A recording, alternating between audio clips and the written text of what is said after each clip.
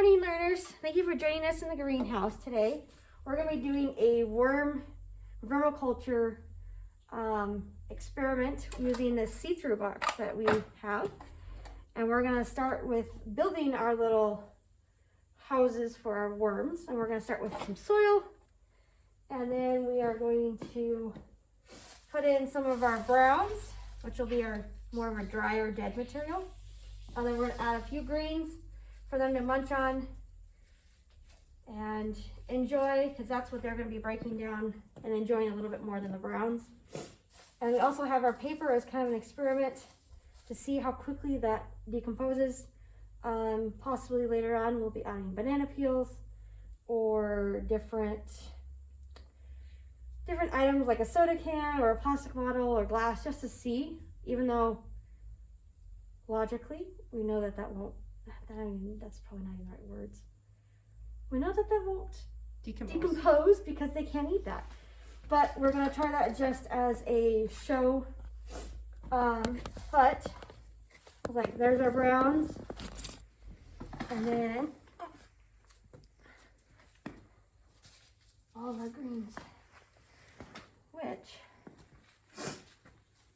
How do you want me to dig out the worms? Because they're nice little dirt beds. And then we're going to pick up, sorry. Okay, so what you could do, there's some right in here eating. You can see. Yep, there's a one right here. You can just take a chunk of this. Okay, so our worms are in here already working on decimating this plant trash. Oh, there's some more. So we're going to take them out of this composter here, that's in the bed at Greener Gardens Greenhouse, and put it in this little composter that we're going to be able to see and watch, which will be very cool. You only need a few worms because there's probably babies in there too. There's only 2 in there that I can see. Let's grab some of the dirt. So this is the worm castings here. All the little, look how like it's little poops.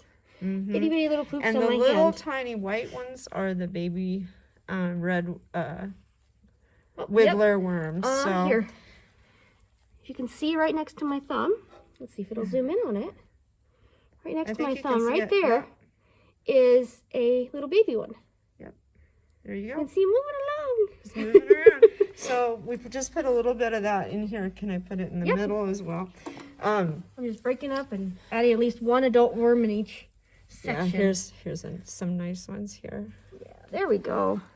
Put some. So these worms are going to do some work on taking down the plant trash. So you want to do layers. Yes. Like Amanda was saying, with the greens and the browns, and just a little bit of moisture. So we're going to start with our greens, since we already have a few greens with these guys.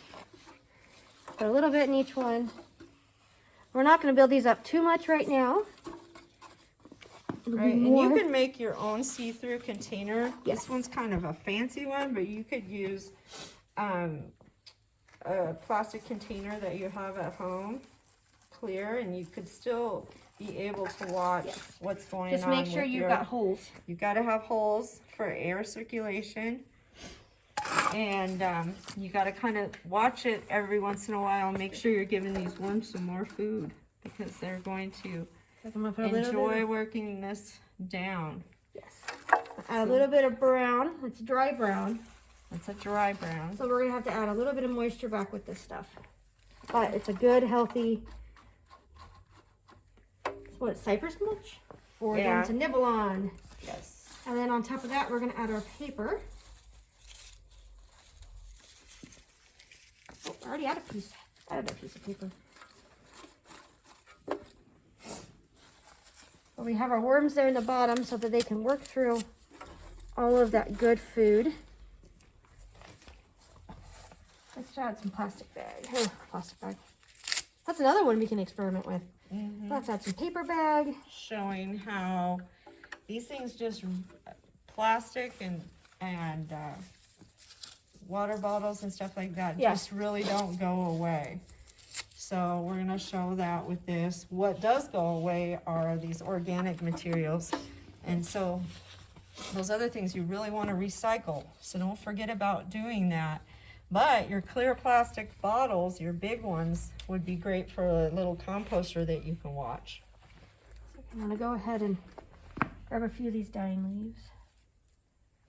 Add a little bit more green to our area. Yeah. And then we're gonna add our moisture. So it's kind of on top. Today we're not, as you can see from the side, we're not filling them very full at all because we only have 2 or 3 worms, so we don't want to overwhelm them, but we want to make sure they have plenty of food. Oh, hey, look, there's a slug. Yeah, there is one in Random moment. In the moment. Eating some stuff too. Yeah, I was like, there's another little guy who likes to break things down. I don't want to add too much moisture, but just enough to get that paper wet.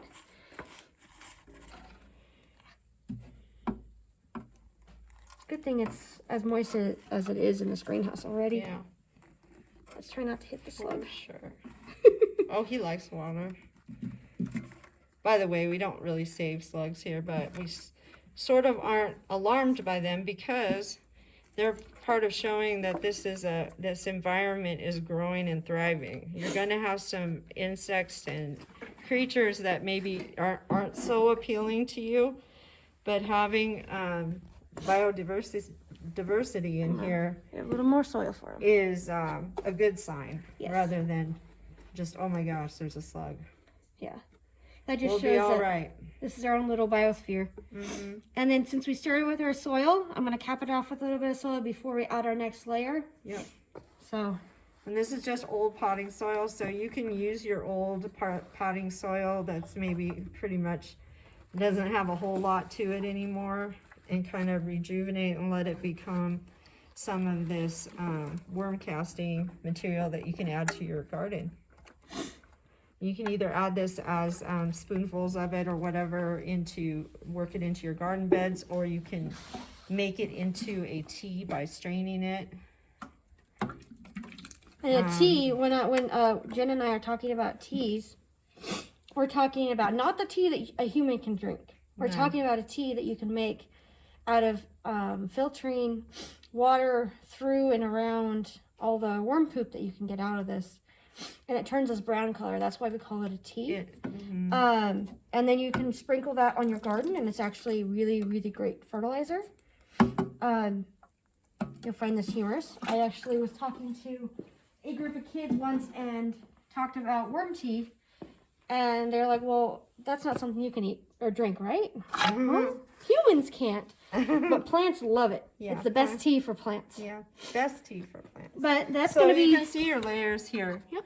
And so our next layer will be some more browns. Yes. And then we'll go greens again and further up. But this is a start. And remember, you don't have to go all the way to the top. all the way to the top. Yeah. Especially at the beginning. You're going to keep adding things.